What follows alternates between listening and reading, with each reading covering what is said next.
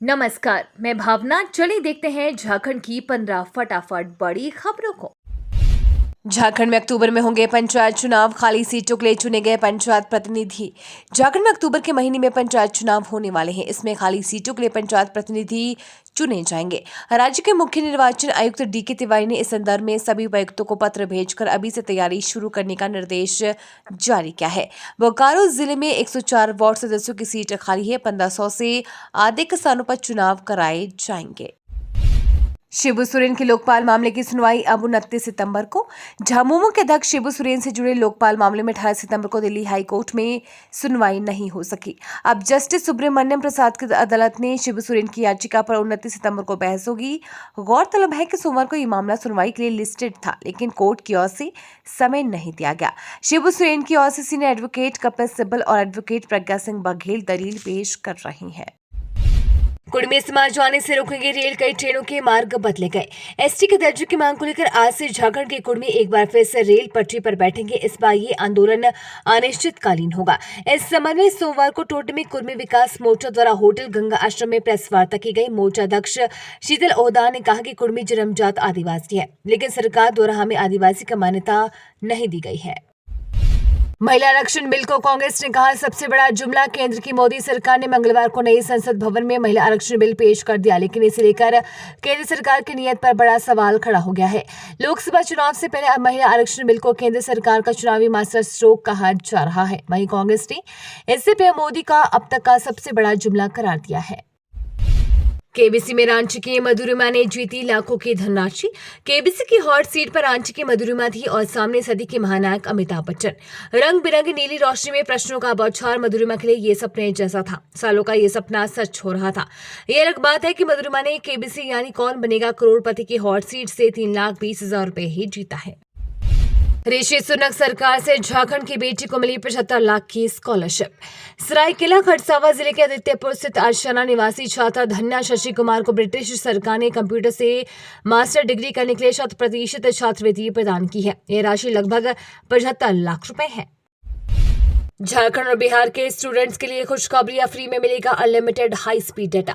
झारखंड बिहार के 20 कॉलेजों को 5G सेवा से जोड़ा जा रहा है। दोनों राज्यों से 10-10 कॉलेजों को शामिल किया गया है, जिसमें जमशेदपुर से कोऑपरेटिव कॉलेज भी शामिल है। इसके अलावा झारखंड के रांची, हजारीबाग, डॉल्टनगंज, गुमला व धनबाद के कुछ चुनिंदा कॉलेजों को भी शामिल किया गया है, जहाँ 5G सेवा मिलेगी।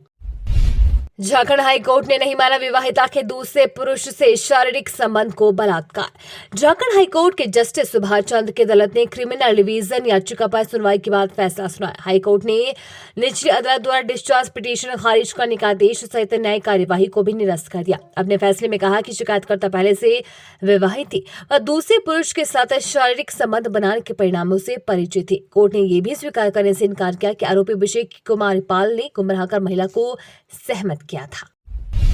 रिम्स में किडनी ट्रांसप्लांट की तैयारी, स्वास्थ्य विभाग को भेजा गया प्रस्ताव। रिम्स में किडनी ट्रांसप्लांट शुरू करने का प्रयास दोबारा तेज हो गया है। रिम्स की state organ and tissue transplant organisation ने इससे संबंधित प्रस्ताव स्वास्थ्य विभाग को भेजा है। प्रस्ताव में यह बताया गया कि रिम्स में nephrology, urology, super speciality wing के अलावा प्रशिक्षित एनेस्थीसिया विभाग के डॉक्टर हैं। इसलिए किडनी ट्रांसप्लांट को अनुमति मिलने के बाद शुरू किया जा सकता है।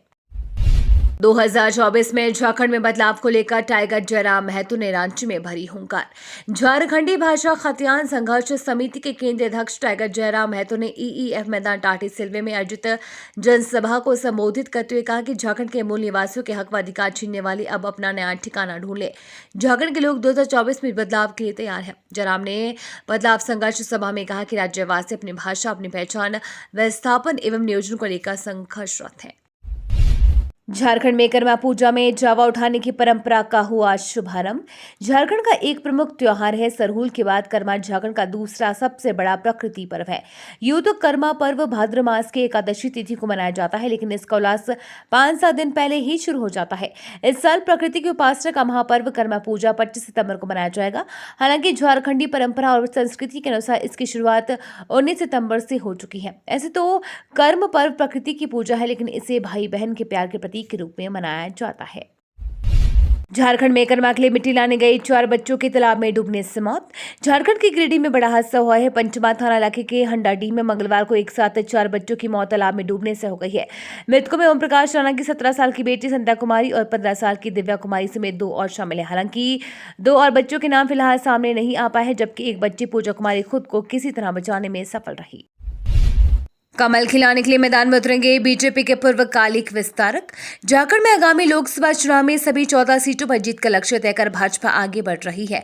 फिलहाल भाजपा के पास 11 और उसकी सहयोगी आजसू पार्टी के पास 1 यानी कुल मिलाकर 12 सीटें हैं। अगले लोकसभा चुनाव में कोशिश की जा रही है कि बाकी बचे उन 2 सीटों पर भी अपनी झोली में डाला जाए जो पिछले लोकसभा चुनाव में विरोधियों के पाले में चले गए हैं।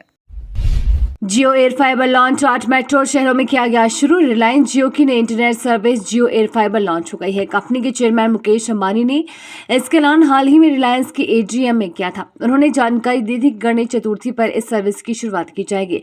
फिलहाल इस सर्विस को 8 मेट्रो शहरों में शुरू किया गया है। इनमें दिल्ली, मुंबई, हैदराबाद, कोलकाता, अहमदाबाद, बेंगलुरु, चेन्नई और पुणे शामिल हैं।